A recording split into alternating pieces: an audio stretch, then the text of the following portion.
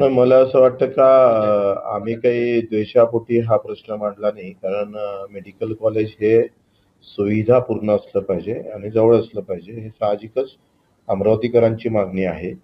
आता स्त्री रुग्णालयाजवळ किमान 25 एकर जागा तिथे उपलब्ध आहे. उद्या मेडिकल कॉलेजचा फायदा सामान्य रुग्णालय, स्त्री रुग्णालय, सुपर हॉस्पिटलला या सगळ्यांना तिथं जवळपास झालं तर लगेच होईल. नाहीतर तिथून डॉक्टर इकडे आणणे काय होतं, मेडिकल कॉलेजच्या निवड पूर्व शिक्षणासाठीच ते कॉलेज येतं काय तर नाही.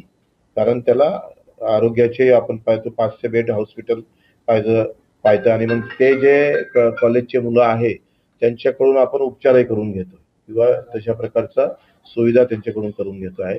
त्या सोयीनं आम्ही हे उपलब्ध मला वाटते करून बोललो होतो.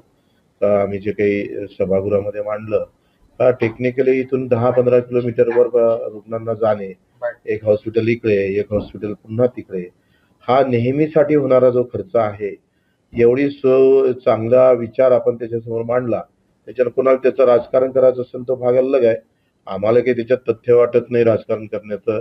कारण तो अगदी कायमस्वरूपी नेहमीसाठी प्रश्न निर्माण होऊ नये. कारण इथून 10 किलोमीटरवर जायचं, इथल्या हॉस्पिटल रेफर जेव्हा मेडिकलमध्ये करत, तेव्हा त्याचा खर्च किती, त्याचे प्रॉब्लेम किती, हे तर सगळे अमरावतीकरांच्या लक्षात आलं पाहिजे ना. कोणाच्या हट्टापायी म्हणजे मेडिकल कॉलेज होत नसतं.